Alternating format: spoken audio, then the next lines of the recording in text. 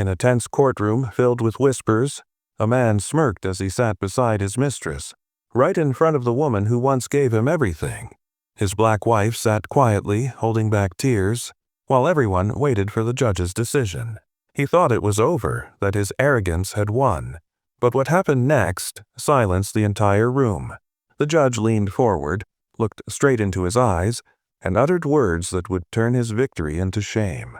This isn't just a divorce. It's justice unfolding in front of everyone. The courtroom buzzed with quiet tension that morning. At the center sat a confident man in an expensive suit, his arm casually draped. Around his young mistress, a symbol of arrogance and betrayal. Across the room, his black wife sat still, her face calm but her eyes carrying years of pain, love, and silent strength. For 10 years, she had stood by his side through struggles and success. But today, she was here alone, fighting not just for her dignity, but for respect. The husband smirked as if victory was certain. He believed his money and influence could buy freedom from every promise he broke. But what he didn't know was that the judge presiding over the case had seen this story too many times, where race, pride, and ego crushed humanity. As the proceedings began, the wife spoke softly but truthfully. Her words didn't come from anger. They came from truth, and truth has a power no wealth can silence. That day wasn't about revenge.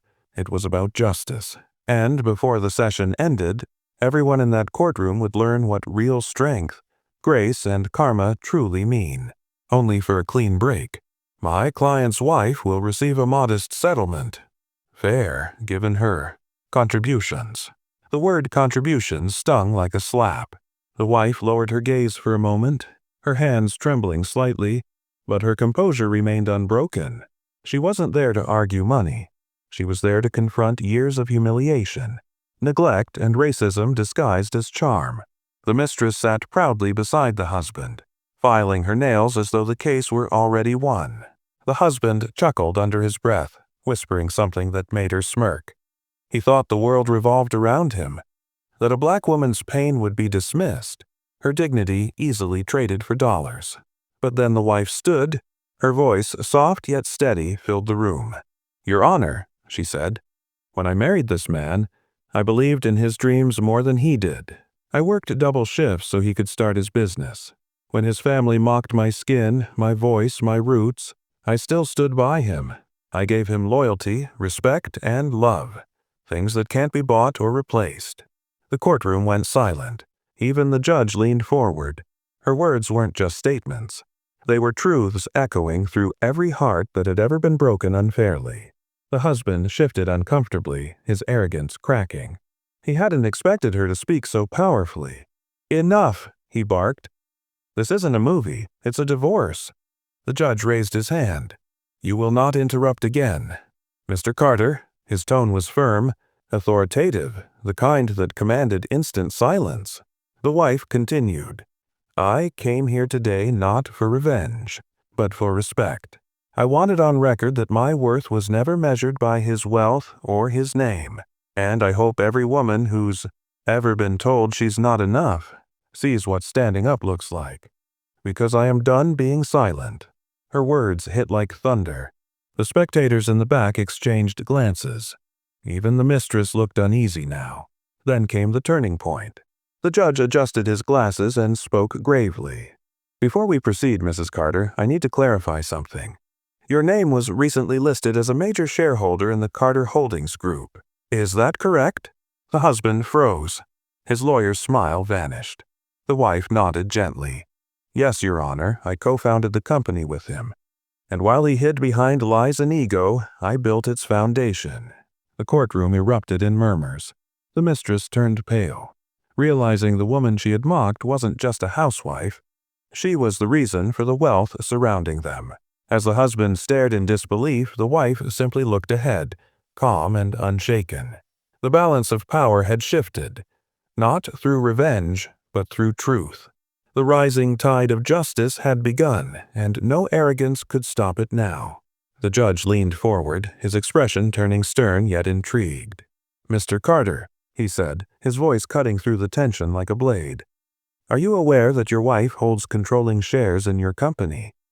The husband blinked rapidly, his mouth falling open. "What? That's impossible," he stammered, turning to his lawyer. She can't." But the wife calmly opened a folder, sliding a set of documents across the table. "It's all here, Your Honor," she said firmly. "When we started the business, I invested every cent I had. He promised to add my name later. He never did. So I went to the courts, and last month justice finally caught up." The courtroom gasped. The husband's face turned red with rage, and the mistress looked ready to sink into her chair. "You tricked me," he shouted. The judge slammed his gavel. "Enough. Sit down, Mr. Carter." The room fell silent. The wife took a slow breath, her voice steady but filled with power. "I didn't trick you," she said, her eyes locked on him. "You tricked yourself by thinking a black woman could be stepped on, laughed at, and forgotten. You didn't just lose a wife. You lost the empire she helped you build." The mistress muttered, "This can't be real." But the wife turned to her and smiled faintly. "Oh, it's very real. The only difference between you and me is, I built. You destroyed." The husband's arrogance finally shattered. He dropped into his chair, burying his face in his hands. The courtroom was buzzing.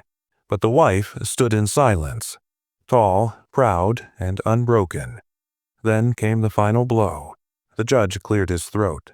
"In light of this evidence, I am granting Mrs. Carter full ownership of the Carter Holdings Group and all associated properties. The defendant," he glanced at the husband, "will forfeit his claim due to proven deceit and misconduct."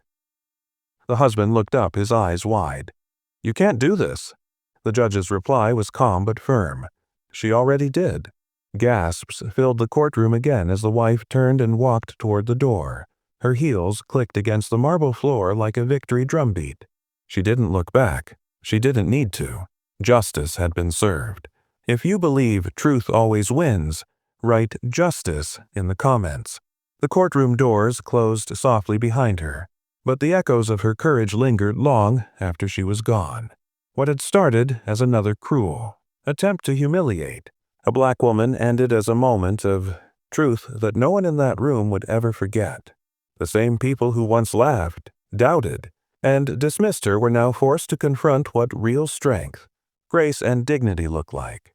As she walked out into the sunlight, her head held high, she wasn't just a woman who had won a legal battle, she had become a symbol of justice. For years, she had faced judgment not for her mistakes, but for her color. She had been underestimated, pushed aside, and made to believe she was less than others. But today, every prejudice shattered under the weight of her quiet triumph. When she returned home, the media was already buzzing. Headlines read, "Black Woman Wins.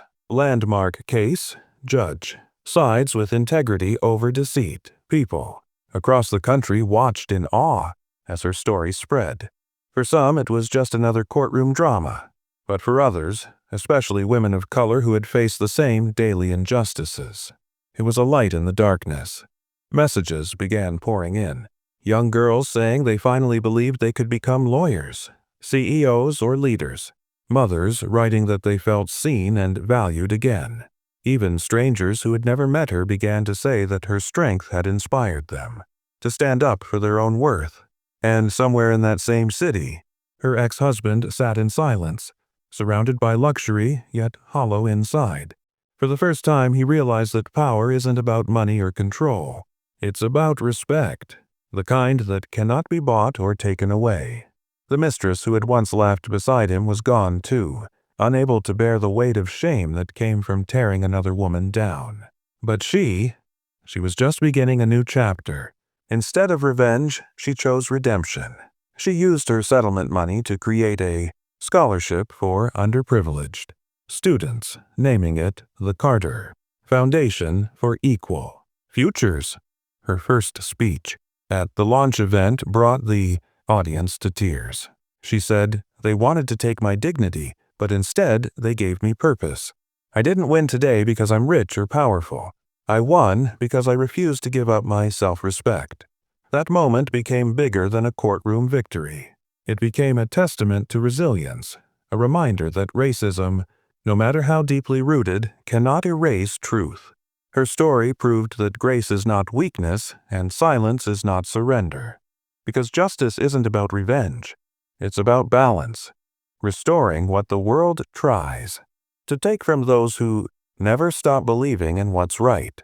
If you believe truth always wins, write justice in the comments.